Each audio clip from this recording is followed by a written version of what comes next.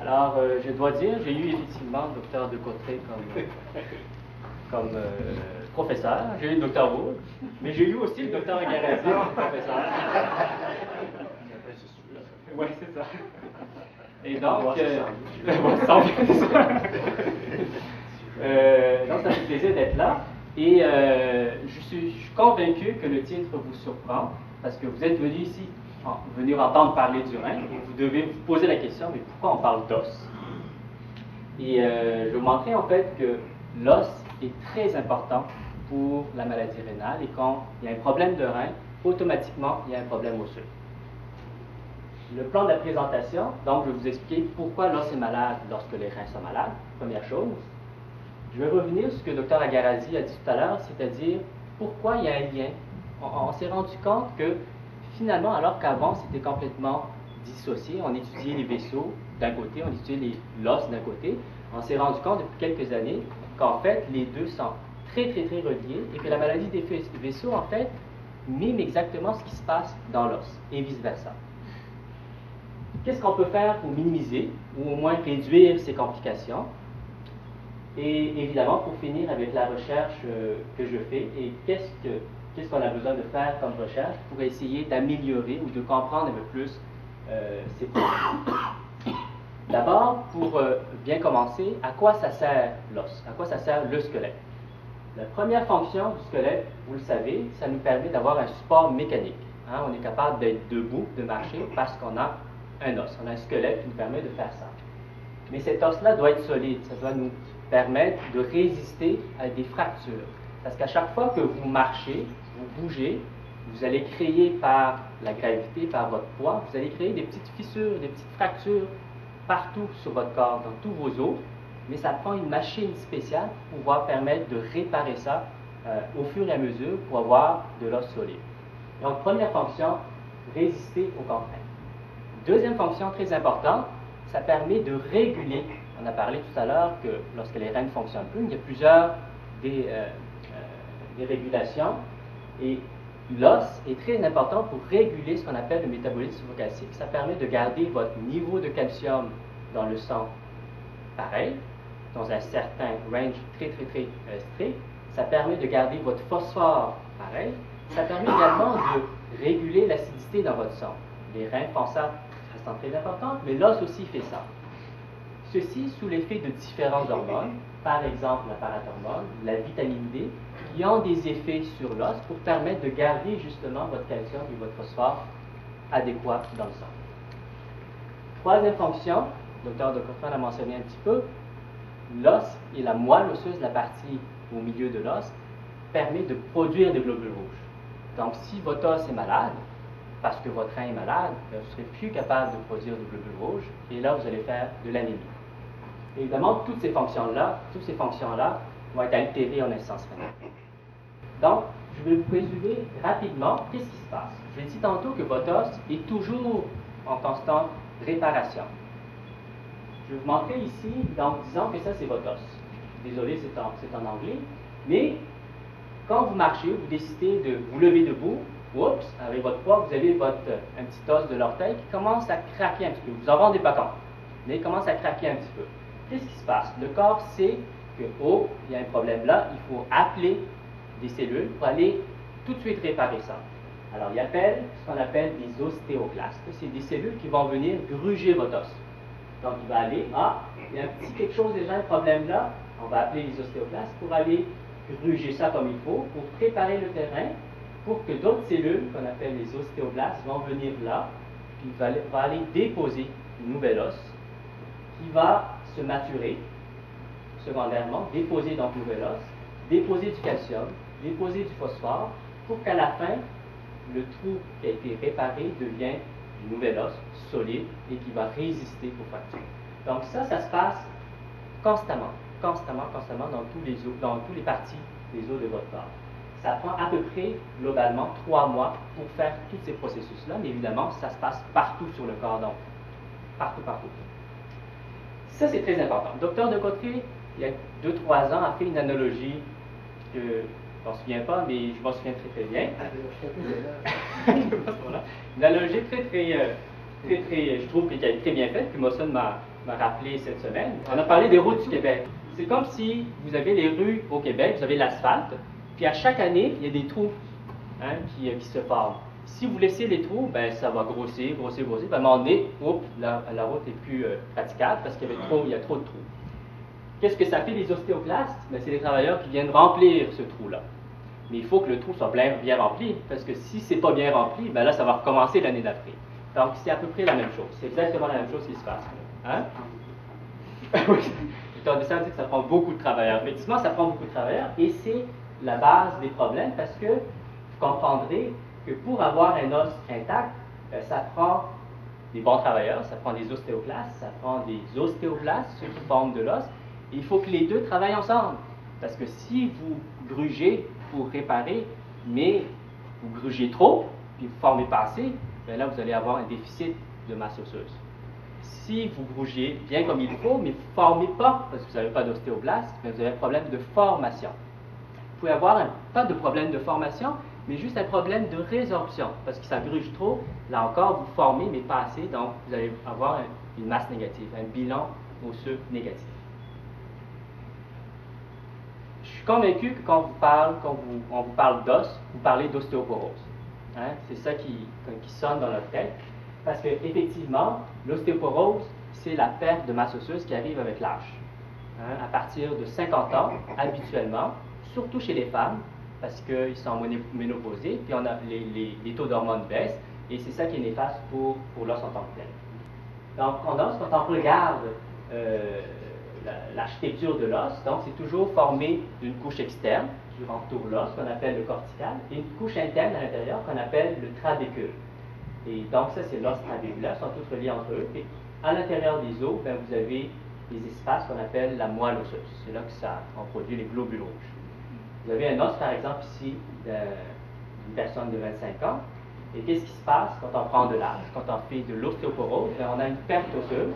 Donc, vous avez un os qui est aminci, très très mince, et vous comprendrez que cet os-là va être plus fragile pour fracturer si la personne tombe qu'une personne, évidemment, qui a un os intact.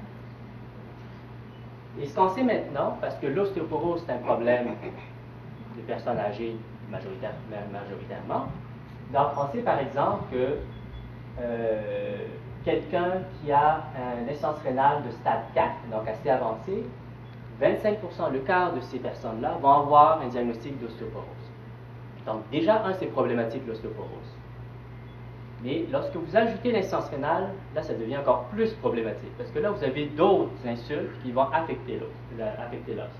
Donc vous avez d'un côté les facteurs qui sont indépendants de l'os, donc je parlais d'ostéoporose, je parlais de l'âge, je parlais de génétique, parce que vous avez le matériel génétique qui renforce votre os, ça, on ne peut pas le changer. Vous avez les contraintes. Donc, si vous ne tombez pas, évidemment, vous avez moins de chances de fracturer. Les hormones, je vais parler. Et d'un côté, vous avez les facteurs qui sont spécifiques à l'os et qui influencent négativement votre os, votre métabolisme osseux. Donc, les reins sont plus capables d'excréter le phosphore s'accumule. Les reins sont plus capables de produire la vitamine D, votre vitamine D baisse. Vous avez de l'acide, parce que vos reins n'est plus capable d'excréter l'acide. Votre parathormone, l'hormone, s'élève parce qu'il veut agir sur le phosphore pour éliminer. Et vous avez de l'inflammation. Donc, tous ces facteurs-là agissent sur l'os pour stimuler. Je vous ai parlé tout à l'heure des ostéoclastes, ceux qui grugent l'os. Donc, ils vont stimuler, tous ces facteurs-là vont stimuler les ostéoclastes pour gruger l'os. Et en fin de compte, vous perdez de l'os. En plus, si vous avez déjà de l'ostéoporose. Maintenant, Dr. Agarazi vous a mentionné tout à l'heure que l'os et les vaisseaux sont directement reliés. Pourquoi? Parce que quand on s'est mis à étudier ce qui se passe dans les vaisseaux, quand le Dr. Agarazi parlait de rigidité des vaisseaux, donc on s'est rendu compte que chez les patients en insuffisance rénale, les vaisseaux deviennent calcifiés. Il y a du calcium, puis il y a du phosphore dans ces vaisseaux-là. Donc on s'est commencé à regarder, mais pourquoi? Et on s'est rendu compte finalement qu'il y a un processus qui est exactement comme je vous ai parlé dans l'os tout à l'heure. Donc, il y a des cellules qui vont produire de l'os, mais dans les vaisseaux, il y a aussi des cellules qui vont se transformer en des cellules qui produisent de l'os. Donc, il y a de l'os qui se forme dans les vaisseaux. Et ça, c'est très problématique parce qu'évidemment, le vaisseau devient rigide, il ne fonctionne plus, il ne fait plus son travail, et ça risque de boucher et donner des problèmes, des conséquences. Et ce lien très important-là a même été nommé, il y a un terme spécial en néphrologie qui s'appelle le trouble minéral osseux en essence rénale chronique, et c'est international maintenant, c'est bien connu, ça regroupe finalement ces trois anomalies-là que je viens de vous parler, donc les troubles minéraux, de calcium, phosphore, etc., la maladie osseuse et la maladie vasculaire. Comment réduire ces complications-là? Donc, c'est quoi ces complications-là? Les fractures, complications vasculaires. Comment on peut réduire là? Actuellement, évidemment, il faut essayer de réduire ou de minimiser les dérégulations que je vous parlais. Donc, contrôler l'élévation du phosphore, contrôler l'élévation de la parathormone. On réussit en clinique, on donne des médicaments pour essayer de minimiser ça. Il faut traiter l'acidose, on donne de la vitamine D. Donc ça, c'est un peu quelqu'un qui fait l'assistance rénale, un peu plus avancé, il va avoir des traitements pour essayer de contrôler ça. Puis d'où l'importance pour nous, qu'on répète toujours, on dit la diète est très importante, donc en phosphore, etc. Parce qu'évidemment, si on mange beaucoup de phosphore, vous allez monter votre phosphore, monter votre parathormone, puis les conséquences au niveau de l'os est là. Il faut bouger. Il faut bouger, c'est très important parce que si on veut renforcer nos os, il faut faire de l'exercice pour pouvoir faire ça. Et on sait que quelqu'un qui reste actif tout au long de sa vie va garder la masse osseuse plus forte que quelqu'un qui ne bouge pas. Et évidemment, éviter les chutes. Parce que si vous avez un os qui n'est pas solide, mais que vous ne chutez pas, vous ne fracturez pas. Et dernière chose, vous pouvez peut-être vous demander, oui, mais ma femme fait de l'ostéoporose et il y a des traitements pour ça. Et malheureusement, ces traitements-là, quand on avance en insuffisance rénale, on ne peut pas les utiliser. Pourquoi? Je vous ai montré tout à l'heure, les cellules dans l'ostéoporose, qu'est-ce qui se passe? C'est que les cellules qui grugent l'os, c'est trop important, trop actif. Donc, les médicaments qu'on donne permettent de freiner ça. Mais le problème en insuffisance rénale, c'est que parfois, ces cellules-là, ils ne sont pas trop actifs. En fait, ils ne fonctionnent plus du tout. Le problème, c'est la formation de l'os. Donc, ça ne sert à rien de donner un médicament qui va freiner quelque chose qui n'est plus là, parce que c'est plus logique, ça ne sert à rien. Puis ça peut être même néfaste, parce que si vous empêchez ça, vous empêchez l'os de se réparer, avoir cette capacité de réparation-là. Donc, d'où, en insuffisance rénale, actuellement, on n'a pas de traitement spécifique pour cibler l'os, la fragilité osseuse chez nos patients. Comment mieux étudier maintenant?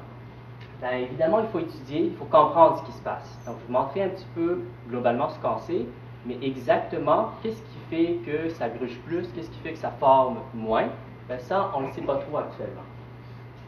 Il faut regarder ça avec des modèles animaux, parce que, comme disait le Dr. Garazi, c'est pas facile d'avoir des tissus chez l'humain. Donc, on a des modèles dans les modèles animaux pour permettre d'étudier ça. Il faut étudier des nouvelles techniques d'imagerie, parce qu'évidemment, ça évolue en radiologie. On a maintenant des nouvelles techniques d'imagerie qui nous permettent de visualiser beaucoup plus en détail l'os qu'on pouvait le faire auparavant. Puis, évidemment, une fois qu'on a fait des modèles animaux, il faut transposer ça chez l'humain. Donc, il faut avoir des tissus humains pour pouvoir voir si les résultats qu'on a chez les animaux, on peut les corroborer chez l'humain. Donc, il faut avoir des tissus aussi chez l'humain. Ça, on est capable d'avoir. Je montre juste un exemple, quand je parlais d'imagerie, technique d'imagerie. On a ici au centre de recherche ce qu'on appelle un scanner de très haute résolution pour animaux. Donc, on est capable de rentrer les rats, les souris là-dedans, imager leurs os, puis regarder qu'est-ce qui ne marche pas, c'est quoi l'architecture est faite, comment c'est fait. Je vous montre un exemple ici, ça a été pris pas chez les animaux, mais chez l'humain, parce qu'on a l'équivalent chez l'humain aussi. Et évidemment, ici, on ne l'a pas. On ne l'a pas à Québec, mais on travaille un petit peu pour essayer de l'avoir. Ça coûte très cher, cette machine-là, mais je vous donne un exemple. Vous voyez un os normal ici, et vous voyez l'os d'un patient qui est en insuffisance rénale de stade 5. Vous voyez le trou au milieu, ce n'est pas un trou qui a été créé, c'est ça son os. Donc, c'est l'effet de l'insuffisance rénale.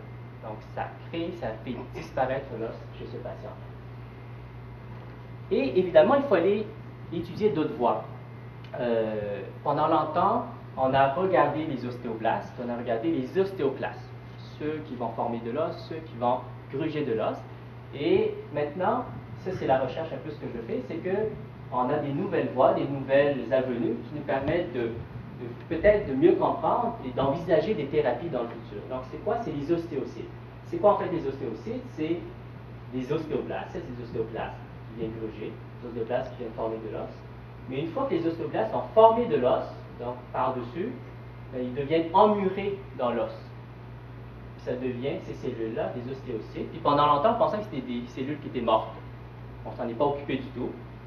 Jusqu'à un moment donné, on s'est rendu compte que finalement, il y avait des connexions entre toutes ces ostéocytes-là, un peu comme on voit dans les neurones.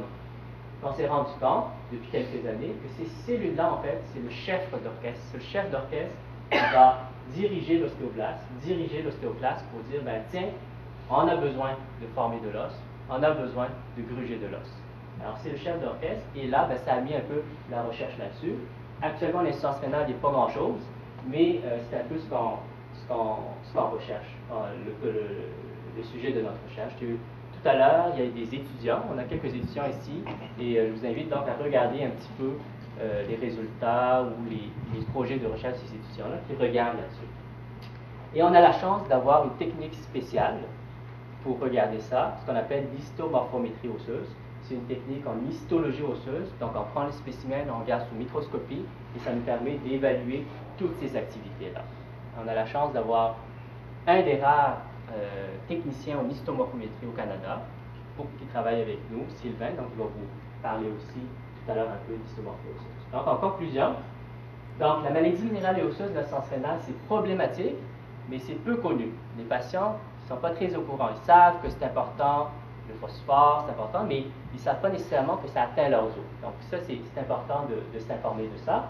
Et important d'étudier les mécanismes, parce que si on ne connaît pas les mécanismes qui arrivent à ces dérèglements-là, ben, on n'aura pas des traitements. On n'arrivera pas à trouver des traitements pour éviter ça. Évidemment, nos objectifs globaux, c'est quoi? C'est d'améliorer la santé des patients. Parce que on peut bien, évidemment, on ne peut pas guérir tout ça, on ne peut pas faire éviter que les patients fassent des fractures ou éviter, guérir complètement les maladies cardiovasculaires, mais au moins, si on est capable de minimiser, puis d'améliorer la qualité de vie des patients, ben, c'est déjà un gros plus pour les patients qui sont dans l'insuffisance rénale chronique. Alors là-dessus, je remercie évidemment aussi les organismes qui nous permettent de faire la recherche, donc ils nous subventionnent, les collaborateurs, les étudiants, les professionnels de recherche, que quelques-uns d'entre eux sont ici, donc vous pouvez pouvoir les rencontrer tout à l'heure. Merci. Alors, merci beaucoup, Fabrice.